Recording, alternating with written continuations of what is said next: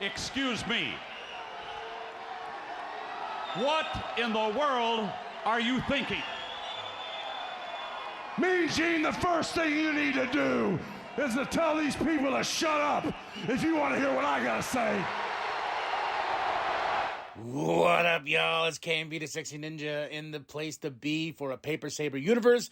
This is the New World Podcast, brother, and we're talking about Monday Night Raw, November 27th, 2023. Michael Cole, Wade Barrett on commentary. We're in Nashville, Tennessee. And they got a new intro music. I don't know how I feel about it yet. Because I was like, I got so used to the other one, you know. Finally got the words down. I like to sing along with the intro. And this one I was like, oh, a whole new song. Okay, that's cool, I guess, you know. But we start the show off with Randy Orton, the big return at Survivor Series. You can tell he's trying to shake off the rust a little bit. You know, he's back, and it was funny. Is like there's this great point where he's going up to the rope. He's about to do his pose. He's like, oh yeah, 6 seconds. Hold on, you know, get my composure and everything like that. It's just really good to see Randy Orton. Man, he looks great too. Like I said on the Survivor Series review, the man is jacked. He's huge. He's big, and like it's like, man, after 2 surgeries on his back, you know, and now he just came back even bigger. It's crazy. And Rhea interrupts and kind of like does a little jab of like, yeah, you know, your return's been a little overshadowed. And I was like, ooh, oh, Rhea, no, you didn't. And Randy just laughs it off. He goes, okay. He goes, mommy, huh? I hear mommy this, mommy that, but guess what? Daddy's back. And that crowd exploded. My wife was like, oh, because she loves Rhea Ripley. And she wasn't the biggest Randy Orton fan, but she's happy he's back. You know, I'm happy he's back. Shit, I remember I had this bomb-ass RKO shirt. I think I talked about it on the last podcast. It was like an NWO lettering for RKO, and it had Randy Orton's back tattoo, man. I love that shirt. I don't know why I brought it up again, but I just missed that shirt. But she's like, you felt, you know, you can make an enemy of the Judgment Day. You don't need to worry about the bloodline. The bloodline's done, because Randy says, I got receipts for everybody in the bloodline, and he means everybody. So I'm coming after whoever's left. And then, you know, of course, Rhea's like, yo, you know, you ain't got to worry about them, you know. And she tells us, like, you know what? You could have made a friend, but now you made an enemy. Dom, JD, they attack. Not successfully, and Randy Orton says, hey, I'll go to Adam Pearce, and me and you, Dominic, will face each other tonight. You know, I'm going to whoop that ass. So Dominic's like, oh, shit. So that's part of our main event this evening. Alpha Academy's backstage. Creed Brothers, The New Day, you know, and Maxine and Ivy, they got a big announcement like, hey, guess what we got here? Multi-platinum, blah, blah, blah, you know, and it's so awesome. This makes me happy. This makes me happy, ladies and gentlemen, because I listen to music that not many folks listen to, you know, and I love the fact that somebody from my world, if you would say, my world of music, made it to the big time like this. And his name is fucking Jelly Roll. You know, he's huge, you know, ever since he switched over to the genre. Like, he's been killing it for a long time. I've introduced people to Jelly Roll before he got huge after the second version of Save Me came out, you know. I've been a huge fan of Jelly Roll for a very, very long time, man. And he's got some bangers. You check out his older stuff, you know. His new stuff I'll rock with, but I still love his older stuff, man. But it's really cool to be like, one of us kind of made it, you know. And great segment here. Fucking R-Truth. I heard Jelly Rolls, multi-platinum. I love Jelly Rolls. I got a sweet tooth. Jelly Rolls like, no, that's my name. And he's like, oh, okay, I'm going to go find these Jelly Rolls. R-Truth is the best, man. I'm so glad that R-Truth is back. Our first match of the night is the number one contender for it's a number one contender tag team turmoil match. We started off with the Alpha Academy and DIY, and this took up the full first hour, you know, like commercial free and everything like that. Great match, great pace and everything like that. Creed Brothers, they eliminate DIY, then Enda Share comes in and they eliminate them. Alpha Academy's looking strong. Here comes the Creed Brothers. Creed Brothers looking fantastic. Ivy's on the outside. Then the Creed Brothers eliminate Alpha Academy, and then they take on the New Day, and they eliminate the New Day, and it comes down to Imperium versus Creed Brothers. Talk about back and forth. Creed Brothers for the win. I'm thinking is like Triple H has some faith.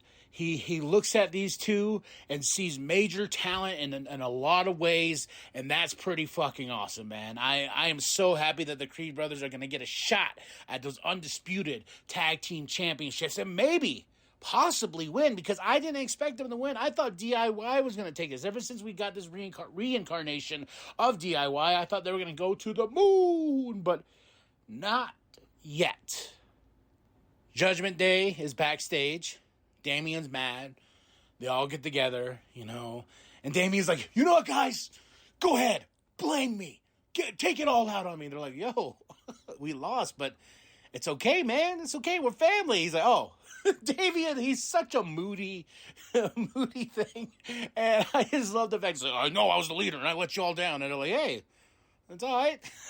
We're good, man. Calm down a little bit. And he goes, how's JD? Because JD took another RKO. They're like, yeah, he's in medical. So Finn and him, they go check on him. Rhea, Dom, stay behind. Next up, we have Cody Rhodes cutting a great promo. Talking about his story, getting back on track. And he talked to Adam Pearce, and he gladly announced that he is entering the Royal Rumble 2024. And I was like, oh, shit, that's just right around the corner. My God, like, how? It's amazing, man. I've been on this journey with this podcast for a bit, and it's crazy to see the journey of it and think about this is like season 4, episode 387 episodes that I've been covering. As I think it's been consistent with WWE and AEW. Ring of Honor, in the beginning, I started, then I fell off just because it just became a little bit too much. NXT, what was on and off, and then I finally committed to doing that, and it makes my weeks. I'm so happy to be here, reporting almost every day, on this great sport called professional wrestling, sports entertainment, whatever you want to call it, man. It's just a nice. It eases my mind, and I'm glad that I can share my thoughts on these things with y'all, even if they get angry, or if I say go fuck yourself or some stupid shit like that. You're on this journey, we're on this journey together, and Cody Rhodes is talking about his story, and Shinsuke interrupts Shinsuke because the lights go out. Here comes Shinsuke, and he missed fucking Cody Rhodes right in the face. Red mist, like whoosh, blood. It looks like dripping from his mouth and everything like that. It looked dope. So Shinsuke and Cody, a rivalry that I did not see coming. Was this who Shinsuke was talking about in all those promos? Like, you are going to awaken me. You're going to awaken this demon inside and everything. So Cody has another chapter to add to his story, and it's Shinsuke Nakamura. Bronson Reed versus Ivar with Valhalla. These two, one hell of a match. I mean, just meaty men meeting it up in that ring and just being meaty, beefy, brawling brutes. And it didn't end with anybody winning. It was a double count out. They were fighting outside of the ring. Ivar took a dive onto Bronson Reed and like the security and everything. And Bronson Reed says, this isn't over. This isn't over by a long shot. So Ivar and Bronson Reed building a feud that I'm actually like, man, I want to see these two fight again. That's going to be awesome. Shayna's backstage with Zoe. Nia interrupts and she's just like, oh, you couldn't win? Oh, Baba, Nia's being Nia. Zoe steps up to her and is like, hey, me and you, tonight. So we have a match that comes up next. The Judgment Day's backstage. They're walking. They're walking back to their little clubhouse, and guess who's on the couch? R-Truth. And he's eating jelly rolls. He's got donuts everywhere. The best part about this is, because I like to follow along on X and everything like that. So fucking Finn Balor, they posted that clip. He's like, I'm still vacuuming the whatever powder, whatever.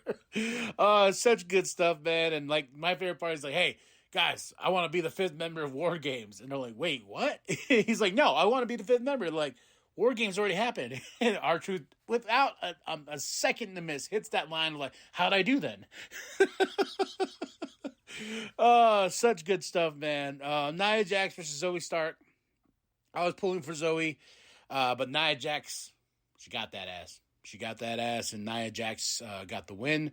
Imperium's backstage, Gunther is not happy. He's not happy whatsoever. So he sends him off to go talk to Adam Pearce, and the Miz is in his face again, and he tells him that he's like, oh, you. And the Miz wants a rematch for the Intercontinental Championship. I say bring it on. I say let's do it. I say come on, let's go again.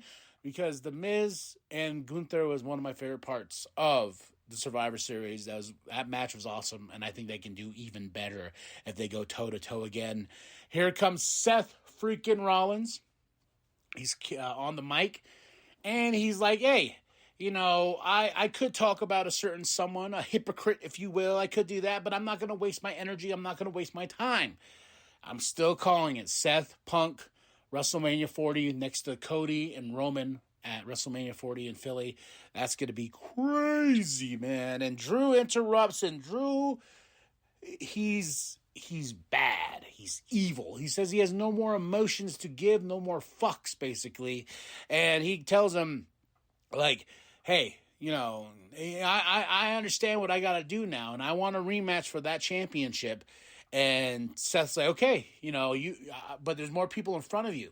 So I already talked to Adam because I was about to announce that before he came out here, that I'm going to have a championship match next week.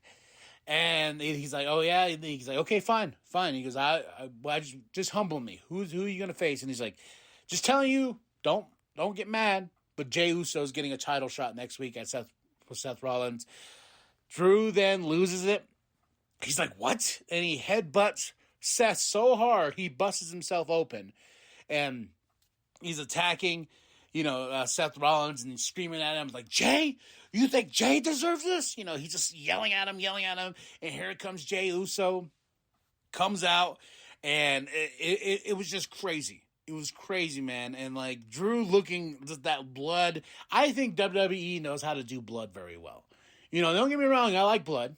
Blood's cool, but for a dramatic sense, this is why I love my WWE. It's the cinematic version of pro wrestling, and AEW is pro wrestling at its finest, so that's why it's a good balance between the two. And I think when the blood is entered into a situation, especially when Drew can hit him hard enough to fucking bust himself open, it looks cool. It looks really, really cool.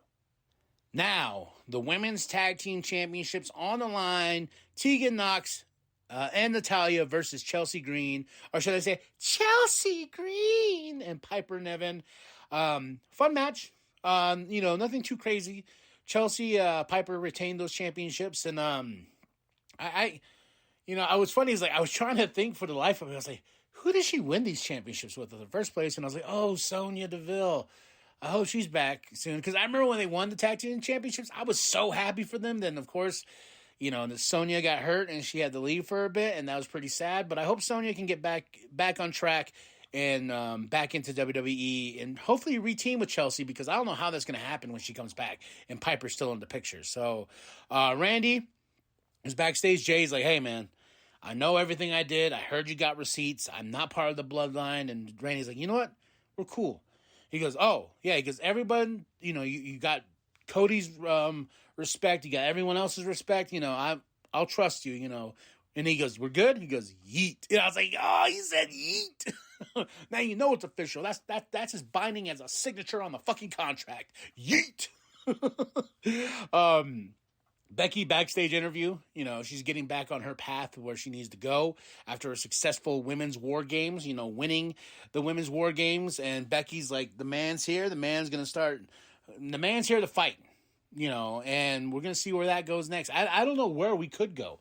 I'm excited for SmackDown because I'm excited to see if Damage Control kicks out Bayley, and they take over Damage Control, like, kind of like how Judgment Day did with Edge, and then have Bayley go face. Or try to go face. Like, Bayley's so good at heel.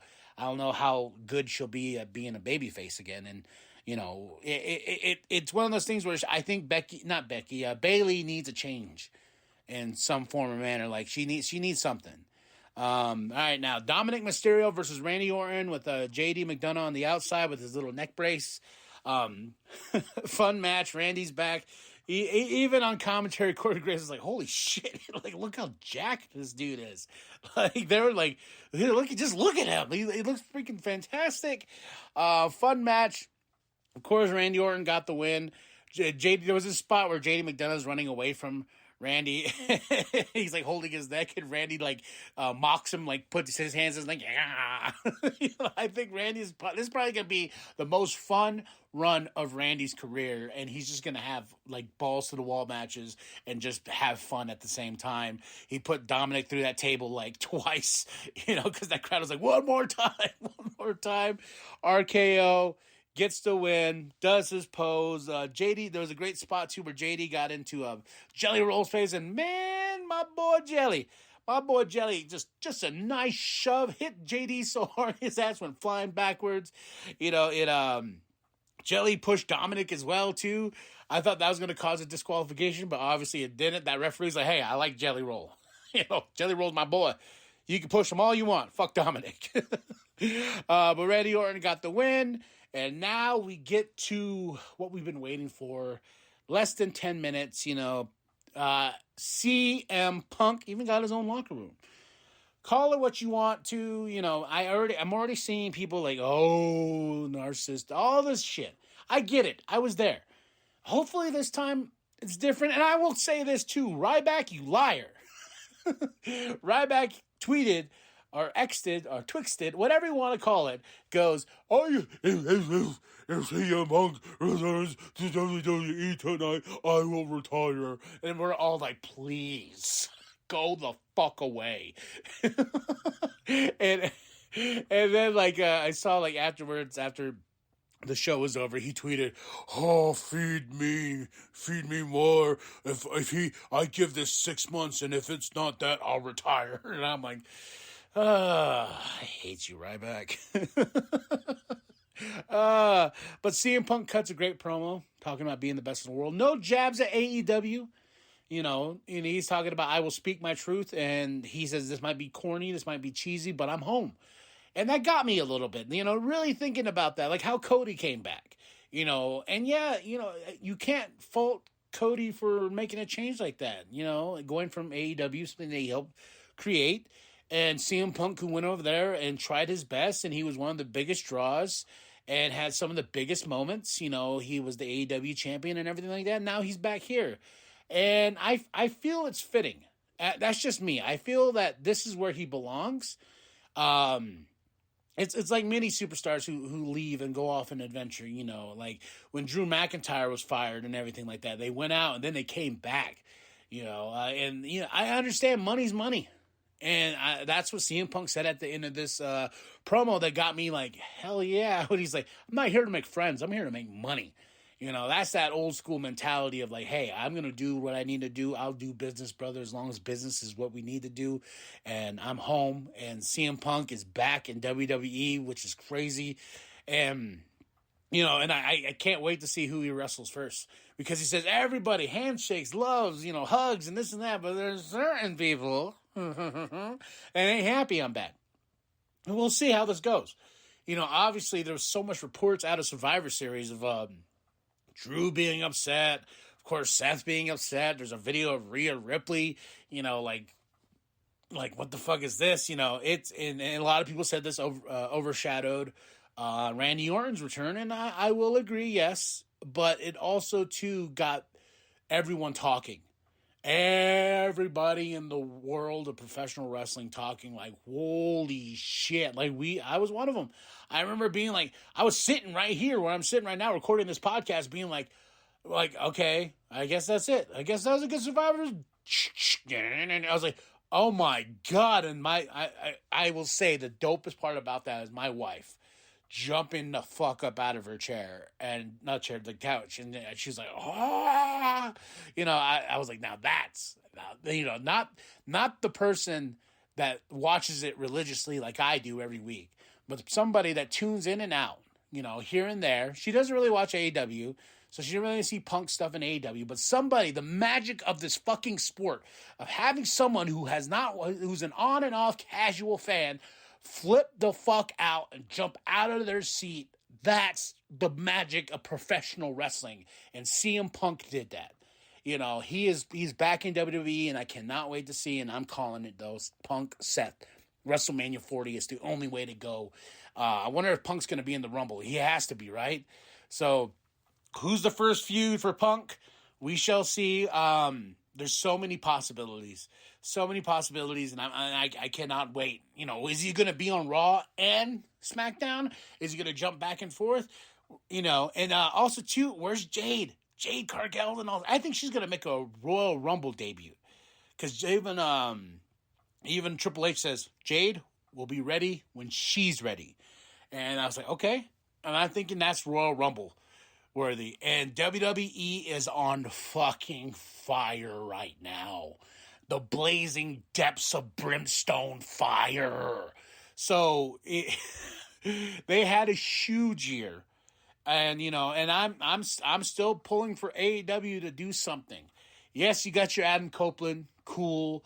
Yes, you got your Ric Flair, cool. You got these little things, but I really want AEW to strive, and it makes me sad that, now we're on the flip side. Remember when AEW was on fire and Raw, WWE was not really doing that great, and they were trying to get themselves together, Vince McMahon and all the scandals and everything.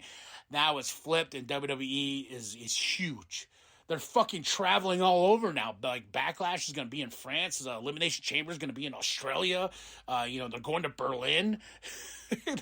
They're going all over with these big pay-per-views, and it's crazy.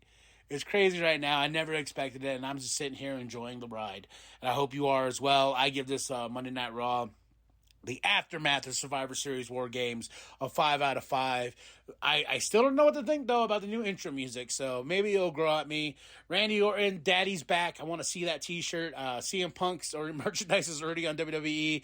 Great way to sandwich all the show. Randy Orton starting it, CM Punk ending it, and all this great stuff in between. Cody in the middle and everything like that, and Seth Rollins in the middle. It just makes a nice, meaty sandwich of WWE's Monday Night Raw. So, and my favorite match tonight, it was a tag team turmoil match. That match was awesome. Next up to that, I got to say, is Bronson Reed and Ivar. A feud I did not give a shit about until the end of that match. I was like, oh, these guys want to kill each other? Bring it on.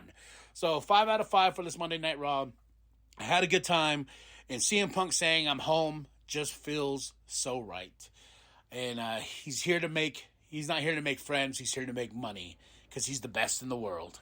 We're going to see what happens now. All right, y'all. Like and subscribe. Share with your grandma. Share with your grandpa. Share with the bum down at Walmart. Go to ProWrestlingTees.com/New World Podcast. Get yourself that sweet NWP logo created by Penta X. And remember, I'm KMB the Sexy Ninja. Oh, and Too Sweet Me, baby. And the New World Podcast is for life, brother.